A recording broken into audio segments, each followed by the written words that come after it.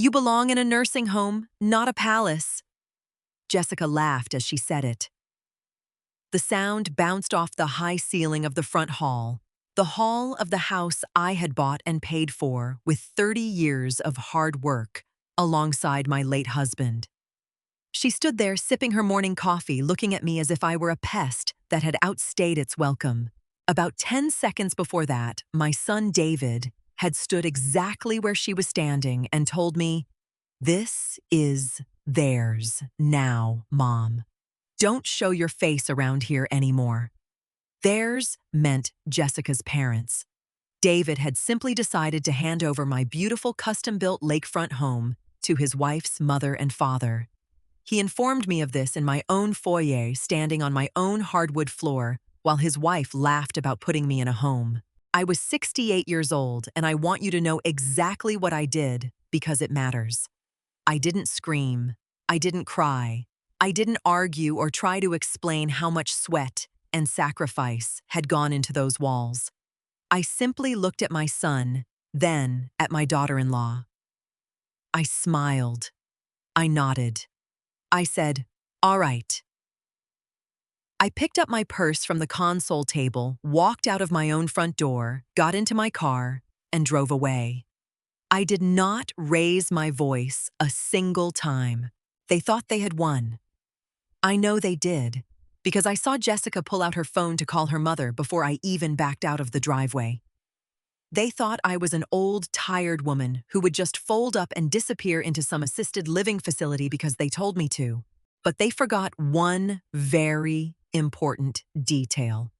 I built that house. I knew every wire, every pipe, and every lock. And I knew exactly how to take it all apart. I wasn't driving away to cry. I was driving away to make a phone call. Let me back up so you understand how we got to that hallway. My name is Barbara Simmons. My husband Richard and I built that lakefront house 15 years ago. It wasn't a ridiculous mansion, but to us, it was perfect. Tall windows facing the water, an open kitchen with a massive oak island and a wraparound porch. Richard passed away 3 years ago. The silence in the house was heavy, but I managed it. I kept the place immaculate. I gardened. I read. I lived on my own terms. Then came David and Jessica. David is my only child. He has always been passive, the kind of man who takes the path of least resistance. Jessica is the opposite. She is calculated, sharp, and constantly measuring what other people have. A year out, their landlord raised their rent, and David asked if they could stay with me for a few months to save for a down payment. "Just a few months, Mom," he promised. I agreed. That was my first mistake. Within 2 weeks, the shift began. I came downstairs one morning to find all my living room furniture pushed into a corner. Jessica had ordered a massive modern sectional sofa that blocked the view of the lake. "Your old stuff was just so dated, Barbara," she remarked, not even looking up from her phone. I didn't argue. I just moved my favorite reading chair into my bedroom. But it didn't stop there. Next, it was the kitchen. She rearranged my cabinets, threw away my cast iron skillets because they were too heavy, and took over the grocery shopping using my credit card, of course. I tried to be patient. I told myself they were young and stressed, but I was slowly becoming a ghost in my own home, tiptoeing around their schedules, their noise, and their entitlement. The house was changing, and I was losing my grip on the place Richard and I had built. I knew I needed to set a boundary, but I didn't realize how far they were willing to push it. The real trouble started when Jessica decided she needed a home office. One afternoon, I came back from a trip to the hardware store and found 3 large garbage bags sitting on the front porch. My heart sank. I recognized the fabric sticking out of one of them. I tore the bag open. Inside were Richard's old flannel shirts, his books, and the framed photos that used to sit in his study down the hall. I walked into the house. The door to Richard's study was wide open. Jessica was standing inside directing a delivery crew who was assembling a sleek white desk. "What are you doing?" I asked, keeping my voice steady. Jessica turned, looking mildly annoyed. "Oh, good you're back. I needed this space for my remote work. That room was just gathering dust anyway. I bagged up that old stuff for you. You can put it in the basement." She didn't ask. She didn't consult me. She just bagged up my late husband's life like it was trash. I didn't yell. Yelling is a waste of energy on people who don't care about your feelings. Instead, I walked over to the delivery men. "Stop working," I instructed them. "Pack the desk back in the truck. The buyer made a mistake." Jessica's mouth dropped open. "Excuse me, Barbara, I need this office." "Then you can rent an office downtown," I replied calmly. "This is Richard's study." I watched the men take the desk away. Then I went to the kitchen, opened my laptop, and logged into my bank account. I immediately canceled the secondary credit card I had given David for groceries. I changed the Wi-Fi password. I carried Richard's bags back into his room and locked the door with a physical key which I put in my pocket. David came home that night and complained about the internet. I handed him a printout of local internet providers. "You'll have to set up your own account," I noted. I thought that clear action would wake them up. I thought they would realize they were guests. I was entirely wrong. Instead of backing down, Jessica shifted her tactics. If she couldn't take over the house piece by piece, she decided she would just take the whole thing. A month later, Jessica's parents, the Millers, came over for dinner. I had never particularly liked them. They were loud, complained about everything, and constantly talked about how small their current apartment was. After dinner, I went to the kitchen to wash dishes. I heard footsteps upstairs. That was odd, as the guest bathroom was on the ground floor. I wiped my hands and walked quietly up the stairs. The door to my master bedroom was ajar. I looked through the gap. Jessica was inside with her mother. They were holding a tape measure. "The king-size bed will fit right here," Jessica was saying, pointing to the spot where my bed currently sat. "And we can rip out that awful floral wallpaper. Dad can have his recliner by the window." "Are you sure Barbara won't mind moving to the basement?" her mother asked, sounding completely unconcerned. "Oh, she'll be fine," Jessica scoffed. "Stairs are getting hard for her anyway. Besides, David is going to tell her it makes the most sense. We're going to need the space when we start a family, and she doesn't need all these rooms. It's basically our house now anyway." I stood in the hallway, my blood running cold. They weren't just being rude guests anymore. They were actively planning to displace me. They looked at me and saw an obstacle to be moved to the basement. I didn't burst into the room. I didn't confront them right then. I walked silently back down the stairs and finished washing the plates. My hands were shaking, not from sadness, but from a deep, sudden clarity. They thought because I was quiet, I was weak. They thought because I didn't argue, I was surrendered. They were planning a takeover, but they had fundamentally misunderstood who owned the battlefield. That brings us back to the hallway on that Tuesday morning. I had been out running errands, and when I returned, I noticed two strange cars in the driveway. I walked through the front door and found David and Jessica standing in the foyer, blocking the path to the living room. There were moving boxes stacked against the wall. "What's going on?" I asked, looking at the boxes. David shifted his weight, refusing to meet my eyes. He looked at the floor.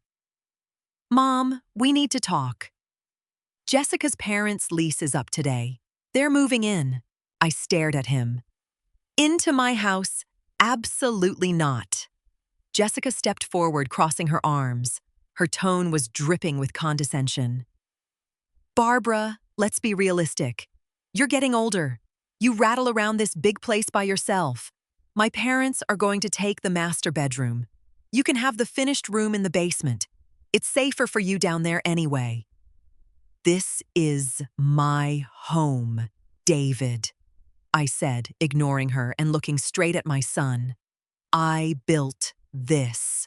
David finally looked up and his face hardened into a cold mask. This is theirs now, Mom. We're a growing family. Don't show your face around here anymore if you're going to make things difficult. You can go to the basement or you can leave. That was when Jessica laughed. A light, airy, victorious laugh. Come on, Barbara. You belong in a nursing home, not a palace. The sheer audacity of it hung in the air. I looked at the boy I had raised, standing next to a woman who wanted to erase me, both of them waiting for me to break down and cry. I didn't. I smiled. I nodded. I said, "All right." I turned around, walked out the door, and got into my car. As I pulled away, I felt a strange sense of peace. The boundaries were finally clear. My son had made his choice. Now it was time for me to make mine. I drove straight to a small diner a few miles away, ordered a black coffee, and pulled out my phone. I didn't call a lawyer. I didn't need one. I owned the house outright. My name was the only one on the deed. I didn't need permission from a judge to do what I was about to do. I called Arthur. Arthur was a heavy-set, no-nonsense man who ran a local demolition and remodeling company. He and Richard used to go fishing together. He knew my house inside and out because he helped pour the foundation. "Barbara," Arthur answered. "Long time. Everything okay?" "Arthur, I need a massive favor," I said. "I need your biggest crew and I need them tomorrow morning. And I need a lot of boxes." I explained the situation. I didn't cry, but my voice was hard. Arthur listened in silence. When I finished, he chuckled a low, rumbling sound. "Barb," he said. "You just give me the word. We'll strip that place so bare it'll echo." Next, I went to a travel agency downtown. I booked a 4-day all-inclusive spa retreat 2 states away. I paid for it in full. Then I drove back to the house, parked down the street, and texted David. "David, I've decided to go stay with my sister for a while to cool off. You and Jessica were right. Tensions are too high. I booked you both a spa weekend to apologize for my stubbornness. The confirmation is in your email. Enjoy." It was a test. If David had an ounce of guilt, he would have called me to apologize. Instead, my phone buzzed 10 minutes later. "Thanks, Mom. Glad you're being reasonable. We really need the break. Greed is a very predictable thing." They packed their bags that evening and left the next morning for the airport, completely thrilled with their free vacation. They left Jessica's parents at a hotel, telling them the house would be ready when they got back. The minute their plane took off, Arthur's heavy trucks rolled into my driveway. I unlocked the front door and let Arthur and his 6-man crew inside. "All right, boys," Arthur shouted, clapping his hands. "We have 4 days. Let's get to work." We started with the packing. I bought 50 heavy-duty boxes.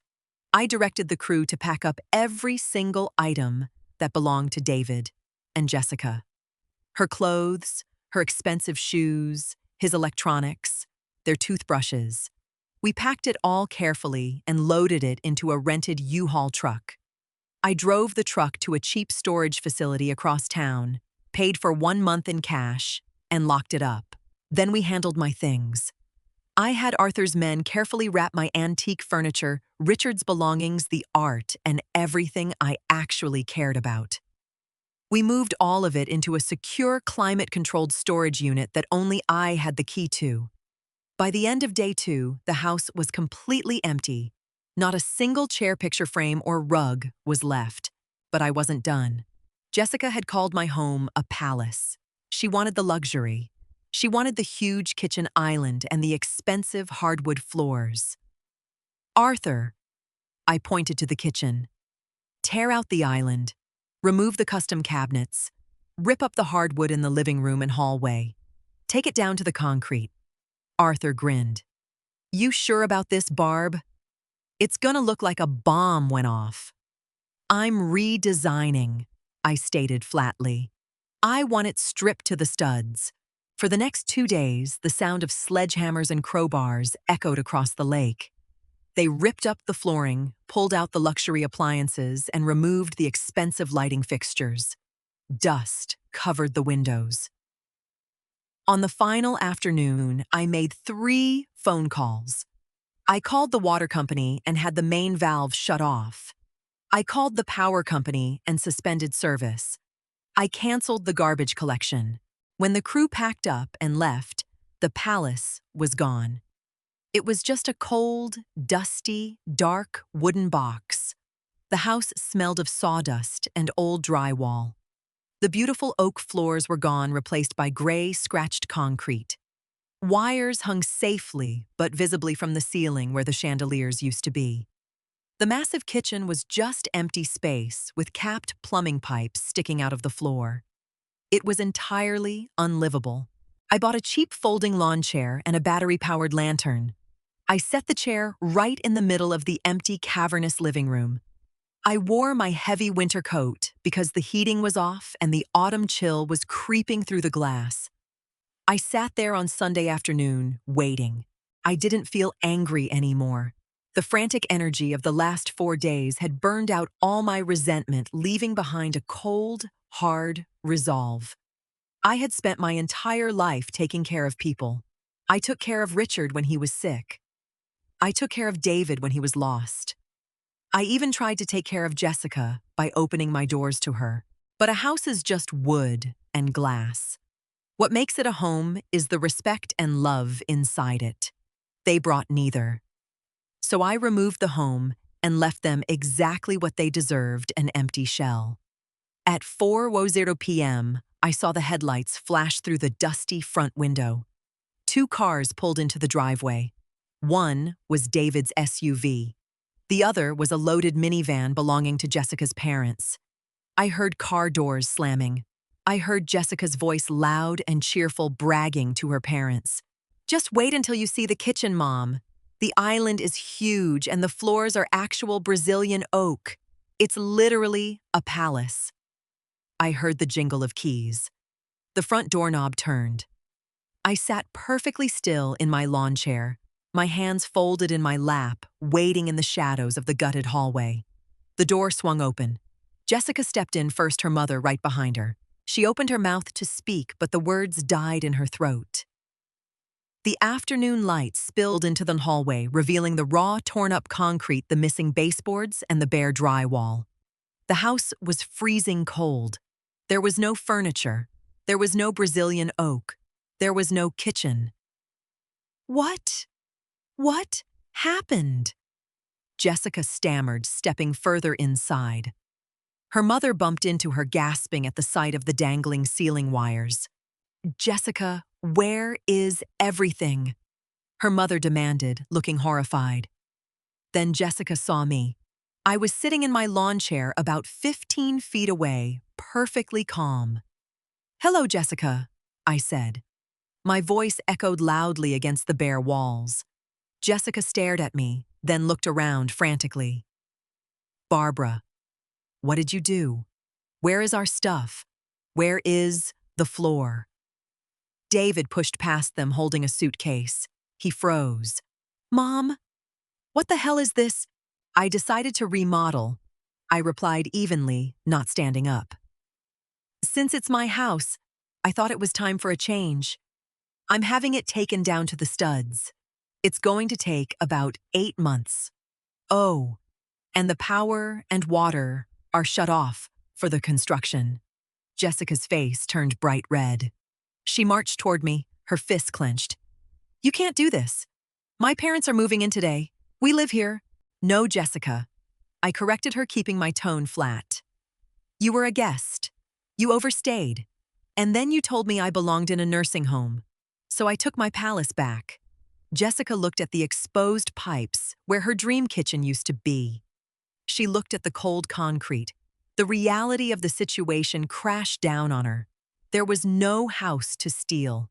There was no comfort left to take. Her hand began to shake. The keys to my front door slipped from her fingers.